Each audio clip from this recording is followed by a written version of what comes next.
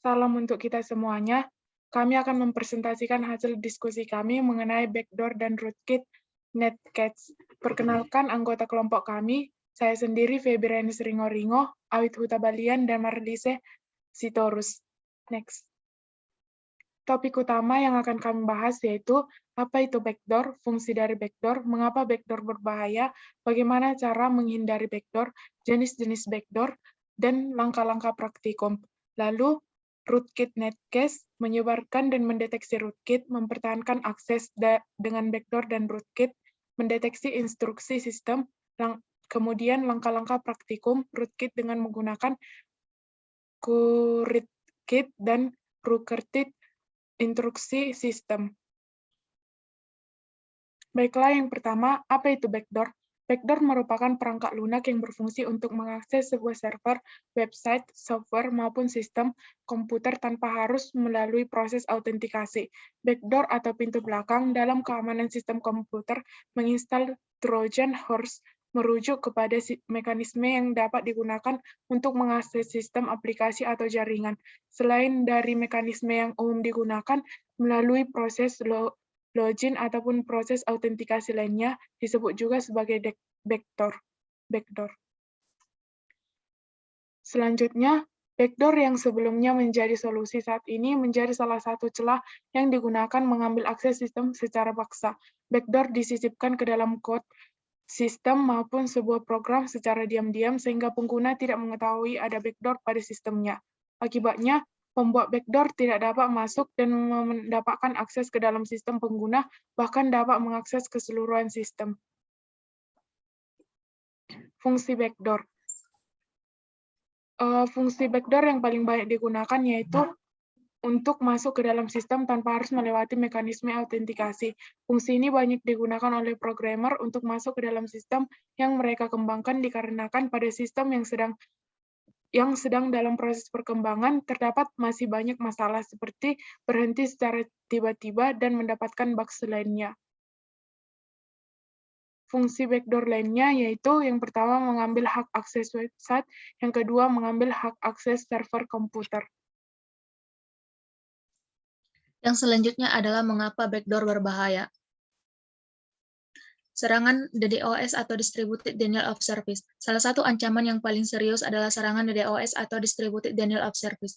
Serangan ini terjadi ketika seorang hacker membuat server mengirim berbagai paket ke satu tujuan. Serangan ini membuat sebuah mesin atau jaringan tidak bisa bekerja dengan baik karena jumlah trafik yang terlalu tinggi. Denial of Service menjadi distributed ketika ada beberapa mesin di dunia yang ikut melakukan serangan di saat bersamaan. Dalam kasus ini, hacker akan memiliki backdoor di banyak sistem yang bisa digunakan untuk melakukan DDoS. Server yang kemudian ikut melakukan serangan bisa saja di blacklist pada akhirnya. Yang kedua ada distributed malware. Dengan memasang backdoor pada server sebuah web, seorang hacker bisa mendistribusikan malware ke pengunjung website. Malware yang biasa didistribusikan adalah ransomware atau adware di mana hacker bisa mendapat keuntungan. Yang ketiga ada pencurian data.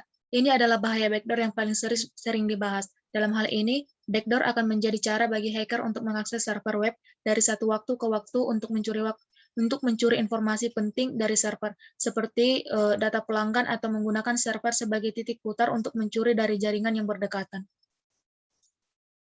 Topik selanjutnya adalah bagaimana cara menghindari backdoor.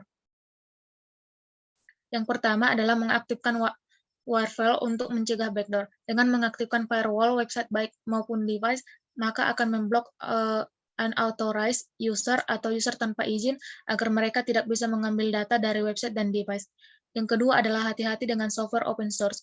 Jika kita memilih untuk menggunakan software open source, kita harus dapat memastikan bahwa software yang digunakan mendapat rating bagus dan dibilang termasuk kategori aman. Memang software open source ini resmi dari brandnya, namun ada banyak backdoor tersembunyi yang bisa mencuri informasi atau bahkan mengontrol sistem. Hacker juga mengetahui bahwa mengubah kode software bisa memberi mereka akses backdoor ke komputer atau jaringan lain. Yang ketiga adalah menggunakan software antivirus.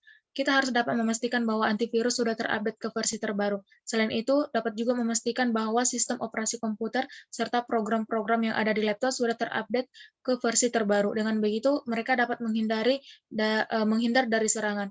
Yang keempat adalah hati-hati dengan email yang diterima. Meskipun email yang diterima datang dari seseorang yang dikenal, hacker bisa saja berpura-pura menjadi orang tersebut agar mereka dapat mengakses ke laptop.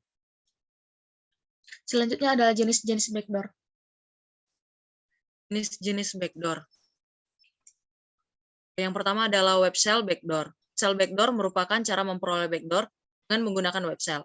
Web shell sendiri merupakan suatu teks perintah yang biasanya terdapat pada sebuah halaman website, yang mana melalui teks tersebut, hacker dapat masuk ke dalam website dengan menggunakan sistem tertentu. Yang kedua, sistem backdoor. Cara memasang backdoor di website yang selanjutnya adalah menggunakan sistem backdoor. Ini merupakan salah satu cara menanamkan backdoor yang paling populer dan banyak dipakai. Misalnya, sistem backdoor dianggap lebih fleksibel dibandingkan dengan tipe backdoor sebelumnya. Langkah praktikum pada terminal Kali Linux, ketikan komen seperti pada laporan yang kami berikan. Selanjutnya adalah rootkits netcats. Rootkit merupakan program jahat yang dirancang untuk mengambil kendali penuh dari sebuah sistem. Nama tersebut berasal dari akun root dari sistem Unix. Akun root memiliki kontrol penuh atas sistem. Rootkit umumnya tidak menyebar sendiri, mana interaksi manusia perlukan untuk memindahkan mereka dari sistem ke sistem lain. Bahkan rootkit sering ditargetkan pada sistem tertentu. Rootkit dapat mengambil banyak bentuk, bisa berasal dari virus atau trojan. Rootkit biasanya dibuat menggunakan cacat pada driver atau program tingkat kernel lainnya. Itu karena program tingkat kernel beroperasi pada tingkat sistem terendah.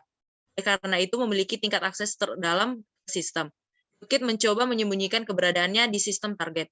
Beberapa rootkit akan menghapus atau menonaktifkan log keamanan sistem. Rootkit juga dapat memodifikasi alat sistem operasi yang akan digunakan untuk mendeteksinya seperti daftar proses. Selanjutnya, menyebarkan dan mendeteksi rootkit. Rootkit terdiri dari beberapa alat seperti script, binary, file, konfigurasi, yang memungkinkan pengguna jahat untuk menyembunyikan tindakan mereka ke sistem, sehingga mereka dapat mengontrol dan memantau sistem untuk waktu yang tidak ditentukan. Rootkit dapat diinstal baik melalui muatan exploit atau setelah akses sistem tercapai. Rootkit biasanya digunakan untuk memberikan penyembunyian, perintah, dan kontrol atau C2 dan pengawasan. Rootkit mudah dipasang. Rootkit menghasilkan hasil yang luar biasa. Beri kita kemampuan untuk menyembunyikan file, proses, dan program seolah-olah tidak pernah diinstal di komputer. Rootkit dapat digunakan untuk menyembunyikan file dari pengguna dan bahkan sistem operasi itu sendiri. Karena rootkit sangat efektif dalam menyembunyikan file, mereka seringkali berhasil menghindari perangkat lunak antivirus yang paling halus sekalipun. Nama rootkit biasanya dikatakan sebagai turunan dari kata root, seperti pada tingkat root atau akses administratif, dan kit atau kumpulan alat yang disediakan oleh perangkat lunak. Selanjutnya, mempertahankan akses dengan backdoors dan rootkit. Rootkit biasanya mudah dipasang dan dapat menghasilkan hasil yang luar biasa. Menjalankan rootkit memberi kita kemampuan untuk menyembunyikan file, proses, dan program seolah-olah tidak pernah diinstal di komputer. Rootkit dapat digunakan untuk menyembunyikan file dari pengguna dan bahkan sistem operasi itu sendiri. Karena rootkit sangat efektif dalam menyembunyikan file, mereka sering berhasil menghindari perangkat lunak antivirus yang paling halus sekalipun. Karena stop verb.